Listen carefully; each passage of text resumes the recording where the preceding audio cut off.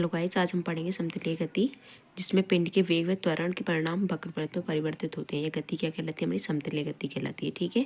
प्रक्षेपी गति को क्या बोलते हैं? प्रोजेक्टाइल मोशन बोलते हैं। जब किसी पिंड को पृथ्वी तल अथवा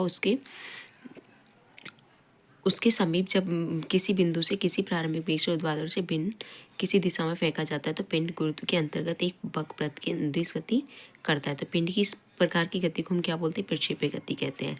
वह बिंदु जिससे पिंड को फेंका जाता है उसको क्या बोलते हैं? प्रक्षेपण बिंदु कहलाता है। जिस पिंड का फेंका जाता है, जिस पिंड को हम फेंकते हैं उसको क्या बोलते हैं? प्रक्षेप्य बोलते हैं। ठीक है। इसी तरीके से हमारा क्या होता है? प्रक्षेप्य पथ होता है। प्रक्षेप्य पथ क्या होता है? पिंड प्रक्षेप गति के अंतर्गत जिस पथ का अनुसरण करता है उसे हम क्या बोलते हैं? प्रक्षेप्य का पथ कहते हैं। ठीक है। अब हम इस ड्राइंग के माध्यम से इसको समझेंगे। हमारे इसमें क्या होती है? दो एक्सिस होती है, एक तो एक्स एक्सिस होती है और एक होती है हमारी वाई एक्सिस। ठीक है। एक्स एक्सिस को हम रिप्रेजेंट करेंगे एक्स से और वाई एक्सिस को हम रिप्रेजेंट करेंगे वाई से। ठीक है। यू क्या होता है? हमारा प्रारंभिक वेग होता है और वी क्या होता है? हमारा अंतिम वेग होता है। ठीक है।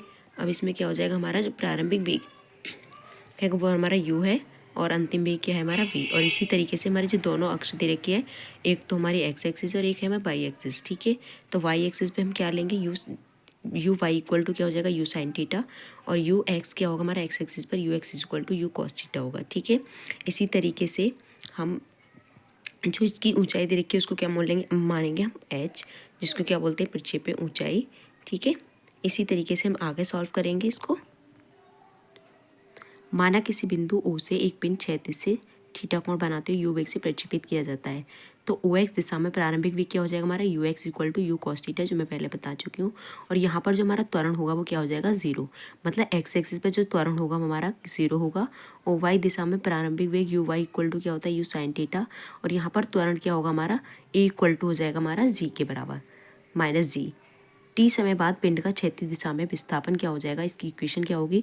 जो हम इक्वेशन पढ़ चुके हैं पहले गति की समीकरण में भी जो पढ़ी है, एक्स इक्वल टू, हम इसमें किससे रिप्रेजेंट करेंगे इसको? एक्स से, equal to u x t plus 1/2 a x t square.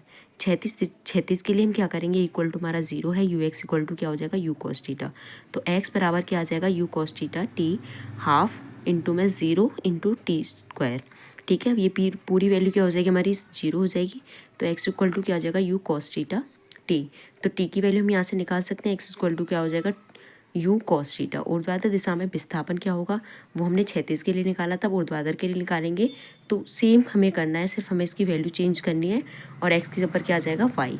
Y equal to क्या आ जाएगा? U y t plus half a y t square. ऊर्ध्वाधर के लिए ए वाई इक्वल टू क्या हो जाएगा? Minus g. U y equal to क्या होगा? U sine theta. और y इक्वल टू क्या हो जाएगा? U sine theta t minus 1/2 g t square. Equation number 1 होगी।